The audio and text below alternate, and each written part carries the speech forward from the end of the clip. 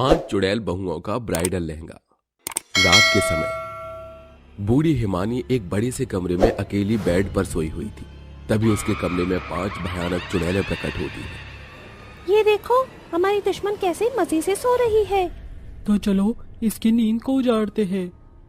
5 चुड़ैल हिमानी के बेड के पास आती हैं। तभी एक चुड़ैल हिमानी के कमरे में रखा एक गुलदस्ता उठाकर हिमानी के मुंह पर मारती है। हिमानी चिल्लाते हुए बड़बड़ाकर नींद से जाग जाती है। कौन है? वो 5 चुड़ैल हिमानी के पास ही खड़ी थी, पर वो हिमानी को दिखाई नहीं दे रही थी। किसने मारा मुझे इतना जोर से? तभी एक चुड़ैल हिमानी के गाल पर चांटा मारती है। अरे कौन है? कौन मार रहा है मुझे? तभी एक चुड़ैल हिमानी के कमरे में रखी सिलाई मशीन उठाकर लाती है और हिमानी के पास रख देती है। ये सिलाई मशीन अपने आप कैसे मेरे पास आ गई? ये सब क्या हो रहा है? हिमानी, चल अपनी सिलाई मशीन पर ब्राइडल लहंगे सी अभी। ये आवाज सुनकर हिमानी के होश उड़ जाते हैं। कौन है? कौन बोल रहा है? हम तेरी मौत बोल रहे हैं। अगर जीना चाहती है तो तुरंत अपनी सिलाई मशीन पर ब्राइडल लहंगे सी, वरना हम तुझे जान से मार देंगे। ये आवाज कहाँ से आ रही है? मुझे कोई दिखाई क्यों नहीं दे रहा? मुझे ब्राइडल लहंगे सीना नहीं आते। नहीं आते फिर भी सी ब्राइडल लहंगे, वरना तेरे शरीर से तेरी गर्दन ही उखाड़ दूंगी मैं। सिल। हिमानी डरते हुए अपनी मशीन पर कपड़ों से ब्राइडल लहंगा सीने लगती है, पर उसे तो ब्राइडल लहंगा सीना नहीं आता। तभी वो 5 चुड़ैल इसी तरह रात भर हिमानी को मारती रही और उससे रात भर सिलाई मशीन पर ब्राइडल लहंगे सिलाई मशीन पर सिलवाती रही। रात भर मशीन चलाकर और चुड़ैलों की मार खाकर हिमानी बेहोश हो जाती है। ये तो अभी शुरुआत है हिमानी, हम तुम्हारा जीना मुश्किल कर देंगे। 5 चुड़ैल वहां से गायब हो जाती है।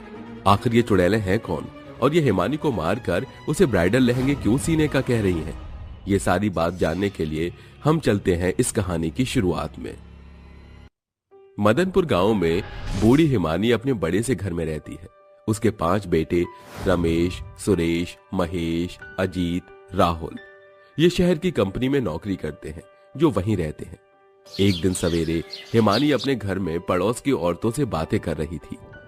हिमानी बहन, कब करवा रही हो आप अपने बेटों की शादी?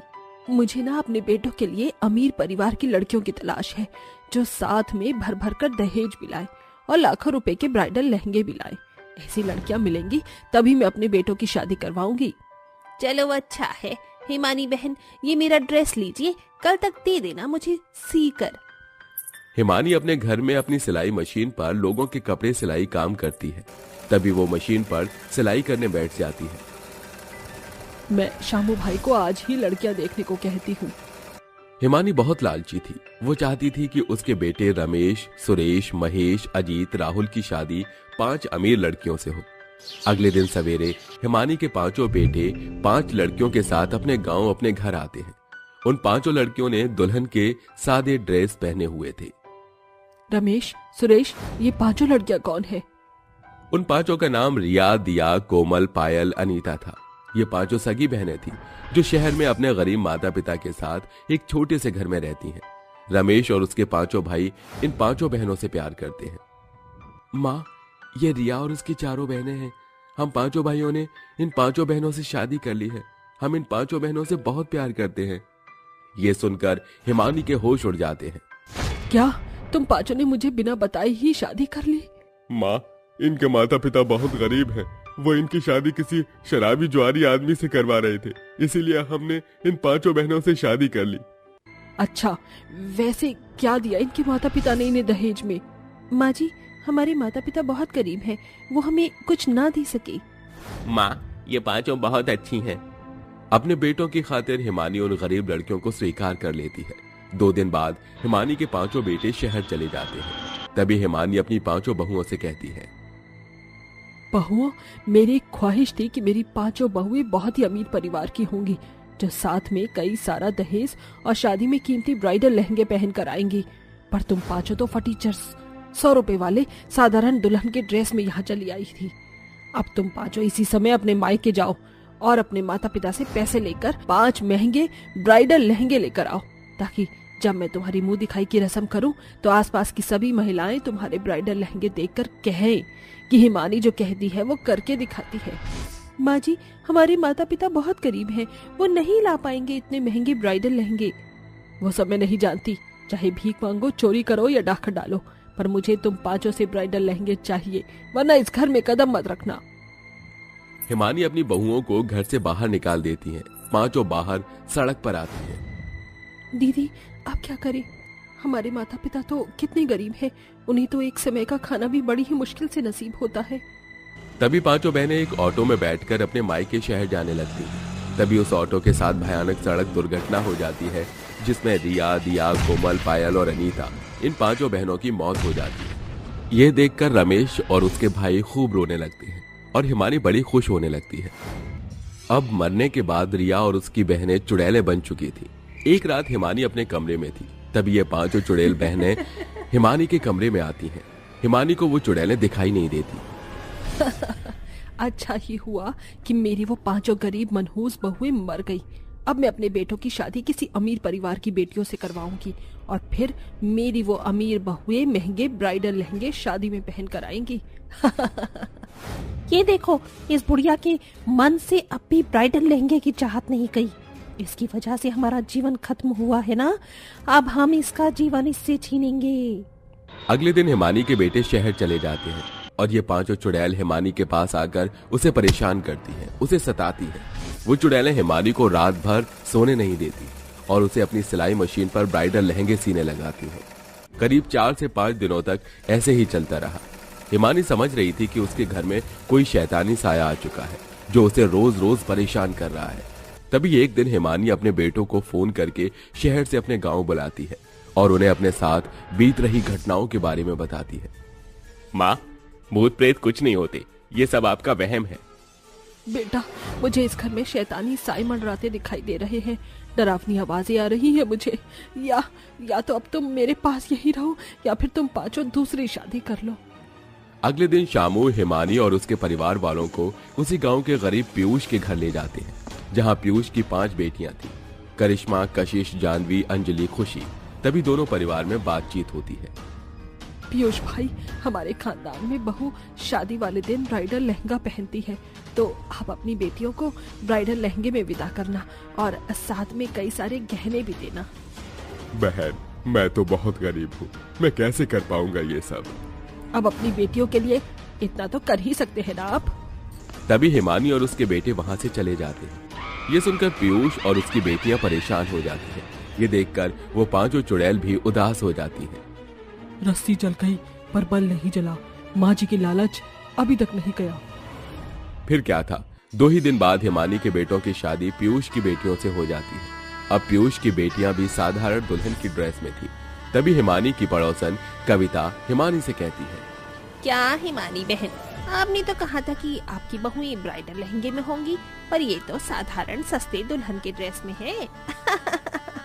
सब हिमानी का मजाक बनाते हैं। थोड़े समय बाद उसकी बहुएं अपने पतियों के साथ अपने ससुराल आती हैं। रुक जाओ 5 वही, मैंने कहा था ना तुम्हें कि शादी में ब्राइडल लहंगे पहनने हैं तुम्हें। माँ जी, हमारे पिता बहुत गरीब हैं, उनके पास इतने पैसे नहीं कि वो हमें ब्राइडल लहंगे खरीद कर दे सके। जब इतने भिखारी हैं तो शादी क्यों करवाई अपनी बेटियों की उन्होंने। चलो निकलो यहाँ से, जब तक तुम 5 ब्राइडल लहंगों में नहीं आती मैं तुम्हें इस घर में घुसने नहीं दूंगी। हिमानी जैसे ही अपनी बहुओं को घर से निकालने लगती है, तभी रिया चुड़ैल और उसकी 5 चुड़ैल बहनें ब्राइडल लहंगे में वहां आती हैं और वो हिमानी को लात मारकर नीचे गिरा देती हैं। अरे बाप रे चुड़ैल माँ! रमेश जी, हम 5 आप ही की पत्नियां हैं जो मरने के बाद अब चुड़ैलें बन चुकी हैं। तभी 5 चुड़ैलें सबको हिमानी की करतूतों के बारे में सारी बात बताती हैं। ये सुनकर सबके होश उड़ जाते हैं।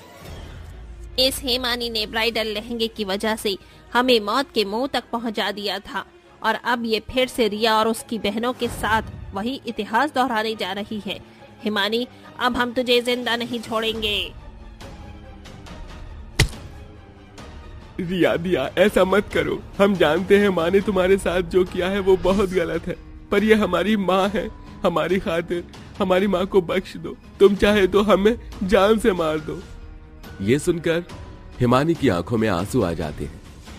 देखिए माँ जी, जिस बेटों के प्यार उनकी पत्नियों को आपने मौत के मुंह तक पहुंचा दिया, आज वही बेटे आपकी जान के लिए हमसे भीख मांग रहे हैं, और एक आप हैं जिसने अपने बेटों की खुशियों को कुर्बान कर दिया।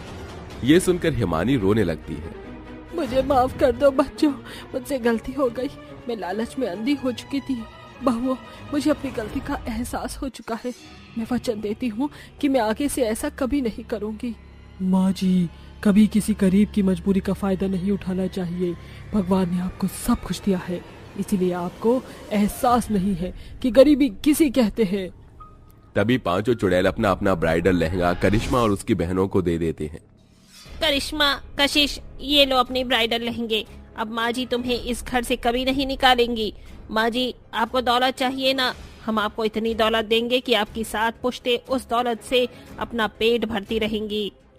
तभी पांचों चुड़ैल बहनें हिमानी को इतनी दौलत देती हैं कि हिमानी के होश उड़ जाते हैं। तभी वो वहां से चली जाती हैं और हिमानी अपनी गलती पर खूब रोने लगती है। वाओ यार, ये वेब सीरीज तो बड़ी कमाल है। आज तो मैं इसका पूरा सीजन खत्म कर दूंगी। जितनी शिद्दत से तू वेब सीरीज देख रही है, अगर उतनी शिद्दत से पढ़ाई करती तो तेरे टेस्ट में इतने कम नंबर नहीं आते। 50 में से 8 नंबर कौन लाता है? भूल मत, तू कोई छोटी क्लास में नहीं है, बल्कि 10th क्लास में है, और इस साल तेरे बोर्ड एग्जाम है। ये बोर्ड एग्जाम ही तेरा फ्यूचर डिसाइड करेंगे। चिल मम्मी, आप ही ना जब देखो अपना भाषण शुरू कर देती हो। मेरी ही गलती थी जो तेरे पापा की बात मानकर तुझे बचपन में बोर्डिंग स्कूल नहीं भेजा। अगर बचपन में ही तुझे जब बोर्डिंग स्कूल भेज देती तो तू आज इतनी बदतमीज नहीं होती। क्या हुआ विशाखा, क्यों चिल्ला रही हो मेरे प्रिंसेस पर? आपकी ये प्रिंसेस 50 में से पूरे 8 नंबर लेकर आई है टेस्ट में। इसे तो फिक्र ही नहीं है कि इसके इस साल बोर्ड के एग्जाम है। इसकी बेस्ट एजुकेशन के लिए हमने आज तक बहुत सारे स्कूल चेंज करे हैं, लेकिन अब मैं इसका एडमिशन एक ऐसे स्कूल में करवाऊंगी जहां पर डिसिप्लिन ही डिसिप्लिन है, और पढ़ाई भी बहुत स्ट्रिक्ट तरीके से करवाई जाती है। किस स्कूल की बात कर रही हो तुम? हमारे शहर में जो रेलवे ट्रैक है उसके पीछे वाले स्कूल की। क्या? नहीं मम्मी, मैं इस स्कूल में नहीं पढ़ूंगी। आपको पता है ना कि मुझे ट्रेन और ट्रेन की आवाज से कितना डर लगता है। मैंने कह दिया ना, अगर तुम पढ़ोगी तो उसी स्कूल में। मैं और तुम्हारे पापा आज ही जाकर तुम्हारा उस स्कूल में एडमिशन कराएंगे। कियारा के लाख मना करने के बावजूद भी विशाखा नहीं मानती और अनमोल के साथ जाकर कियारा का एडमिशन उस रेलवे ट्रैक के पीछे वाले स्कूल में करवा देती है। ये स्कूल पूरे शहर में अपनी अच्छी पढ़ाई और डिसिप्लिन के लिए जाना जाता था। आज कियारा का इस स्कूल में पहला दिन। कियारा जैसे ही अपनी क्लास में एंटर होती है, अरे ये कैसा क्लासरूम है, लेकिन अब मेरे होते हुए इस क्लास में पिन ड्रॉप साइलेंस, जितनी साइलेंस की कोई जरूरत भी नहीं है। इतना कहकर विशाखा अपनी सीट पर जाकर बैठ जाती है। थोड़ी देर में क्लास में एक अलका नाम की टीचर एंटर करती है। यार कितनी बोरिंग क्लास है ये, क्यों ना इस बोरिंग क्लास को फनी क्लास में कन्वर्ट किया जाए। चल कियारा, दिखा अपना कमाल। कियारा अपने स्कूल बैग में से एक नकली छिपकली निकालती है और अपने बगल में बैठे स्टूडेंट के ऊपर वो नकली छिपकली को फेंक देती है, जिसे देख वो स्टूडेंट चिल्लाने लगता है और क्लास का पूरा डिसिप्लिन बिगड़ जाता है। कियारा, ये क्या बदतमीजी है? तुम्हारी हिम्मत कैसे हुई क्लास का डिसिप्लिन खराब करने की? For your kind information teacher, मैं आपको बता दूं, मैं बहुत शैतान हूँ, इसलिए अगर आप मुझसे बचकर रहे तो यही आपके लिए अच्छा होगा। अगर तुम शैतान हो तो मैं भी कुछ कम नहीं। अब तुम्हें मुझे अपना असली रूप दिखाना ही होगा। इतना कहकर टीचर देखते ही देखते इंसानी रूप से चुड़ैल का रूप ले लेती है, जिसे देख कियारा डर जाती है। चुड़ैल, मम्मी बचाओ। यहाँ तुम्हें कोई बचाने नहीं आएगा।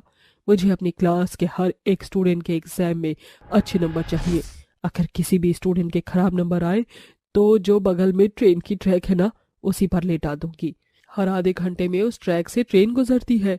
उस ट्रेन की ट्रैक पर लेटने के बाद तुम लोगों का क्या अंजाम होगा, इससे तुम वाकिफ हो। और हाँ, अगर इस बारे में अपने घर में किसी को भी बताया तो उसका भी वही हाल होगा जो वरुण और उसके परिवार का हुआ था। कियारा अपनी क्लास टीचर चुड़ैल अलका की बातों से इतनी डर जाती है कि वो घर पहुंचते ही पढ़ाई करने लगती है। ये सब देख कियारा के माता पिता खुश तो होते हैं, लेकिन उन्हें इसके पीछे की सच्चाई का पता नहीं होता। अगले दिन, सॉरी मैम, हमें माफ कर दीजिए, हम इस बार टेस्ट में मेहनत करेंगे और फुल मार्क्स लाएंगे। हाँ मैम, हमें माफ कर दीजिए, अब हम कभी दोबारा फेल नहीं होंगे। मैंने तुम लोगों से कहा था ना कि मुझे टेस्ट और एग्जाम में अच्छे नंबर चाहिए, लेकिन तुम दोनों ने मेरी बात को सीरियसली नहीं लिया। अब इसकी पनिशमेंट तो तुम्हें मिलकर ही रहेगी। अलका आरिफ और साहिल नाम के उन दोनों स्टूडेंट्स के हाथों पर अपनी स्टिक से जब तक मारती है जब तक उन दोनों के हाथ सूज नहीं जाते। और अलका यही नहीं रुकती बल्कि उन दोनों स्टूडेंट्स से कड़ी धूप में ग्राउंड के चक्कर लगवाती है। चुड़ैल टीचर का डर कियारा और बाकी स्टूडेंट्स पर इस कदर बैठ चुका था कि लोग अब अपने सपने में भी अपनी चुड़ैल टीचर को ही देखते थे। ऐसे ही दिन गुजरते हैं और एक दिन मेरी क्लास में लेट होने की हिम्मत कैसे हुई तुम्हारी? मैम, वो रास्ते में ट्रैफिक था इसीलिए लेट हो गई। तो घर से और जल्दी निकलना चाहिए था ना। लेकिन जल्दी तो तभी निकलेंगे जब तुम बच्चे रात में टाइम पर सोओगे। लगता है तुम भूल गई कि अगले हफ्ते तुम सबके फाइनल एग्जाम है। मेरी बात कान खोलकर सभी सुन लो। फाइनल एग्जाम तो तुम्हें देने ही पड़ेंगे और अच्छे नंबरों से पास भी होना पड़ेगा, वरना तुम सबको याद है ना, ट्रेन, ट्रैक और आधा घंटा। बस मैम, बस बहुत हो गया, आपका बहुत हो गया। मैं आज ही जाकर आपके बारे में अपने पेरेंट्स को सब बता दूंगी।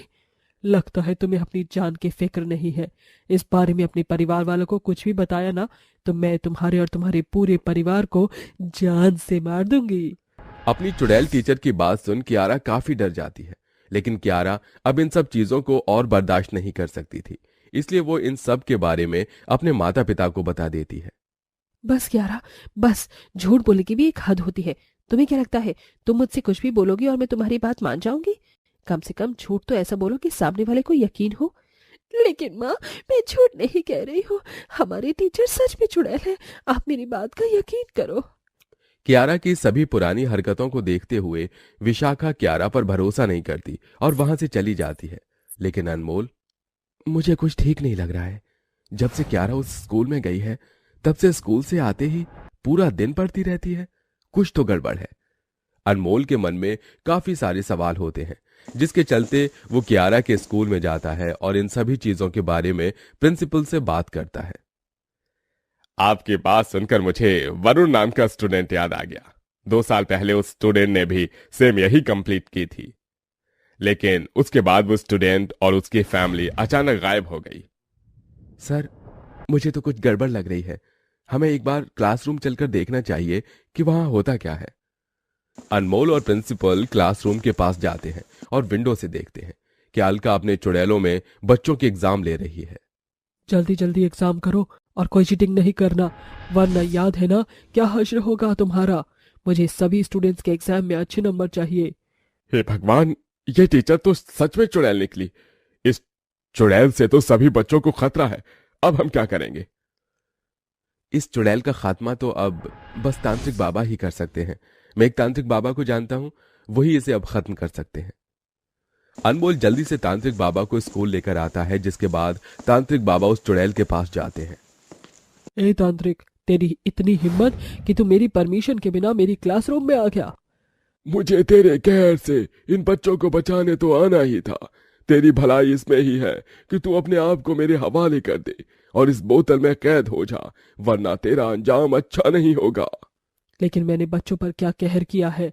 मैं तो बस उन्हें डिसिप्लिन और एग्जाम में अच्छे नंबर लाने के लिए ही पनिश करती हूँ, ताकि वो एग्जाम में अच्छे नंबर लाएं और लाइफ में कुछ कर सके। क्या ये गलत है? तेरी सोच अच्छी है, लेकिन बच्चों को इस तरह से डराना और उनके साथ ऐसा करना अच्छा नहीं है। ये व्यवहार गलत है। अपनी मौत से पहले मैं एक स्कूल में बच्चों को पढ़ाती थी। मेरी वजह से सारे बच्चे पढ़ने में अच्छे थे। बच्चों के एग्जाम करीब थे, लेकिन एक बीमारी के चलते मेरी मौत हो गई, जिसकी वजह से वो सारे बच्चे फेल हो गए। इसलिए आज भी मैं मरने के बाद सभी बच्चों को पढ़ाती हूँ। लेकिन अब तेरा समय पूरा हो चुका है, तुझे इस लोक से छोड़कर जाना ही होगा। इतना कहकर तांत्रिक बाबा गंगा जल लेकर उस चुड़ैल पर डाल देते हैं, जिससे चुड़ैल पूरी तरह से भस्म हो जाती है और सभी बच्चों को उस चुड़ैल के कहर से आजादी मिलती है। लेकिन इन सब चीजों की वजह से कियारा ये समझ चुकी थी कि पढ़ाई जिंदगी में सबसे ज्यादा जरूरी है। इसलिए कियारा अब मन लगाकर पढ़ाई करती है और पूरे स्कूल में टॉप करती है।